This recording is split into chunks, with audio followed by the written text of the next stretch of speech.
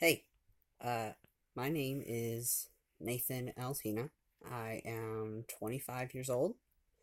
I was born and raised in Michigan for the first half of my life. Um, it was just my mother and myself for the first few years of my life, due to being in a form of witness protection. We moved around a lot, and I never really went wanting for anything in my entire life. My mother was pretty good about making sure that I had everything I needed and that I never felt bored. Um, we moved back and forth to Indiana, back and forth through Ohio and Michigan, ending up in Ohio with my little brother, who's 7 years younger than me, and my stepdad, who took care of me for the majority of my life. Uh, I met my biological father when I was 18, 17, where I searched for him myself, and he was there at my high school graduation. It was due to the witness protection that we were in that he wasn't in the picture anymore, so everything was understandable in that aspect. Um, but growing up, I tried really hard to fit into wherever I was, but everything was different. I had a hard time fitting in. I always felt different no matter how much I tried to fit in. Uh, Clothes didn't help, makeup didn't help. I didn't even really have an interest in dating when I was in school, which was odd to me, even though I forced myself to have a boyfriend or two through high school. Um, I still never felt anything dating. But it wasn't until I reached college age where I realized that I had feelings for girls.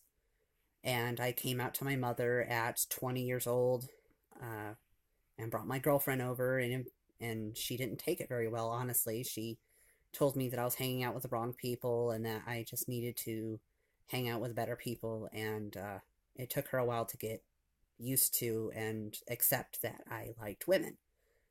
So for a while there, I thought, okay, I'm gay. But as the years went by and I went through a couple of girlfriends and I moved down to Alabama, I realized I'm not gay. I'm a man.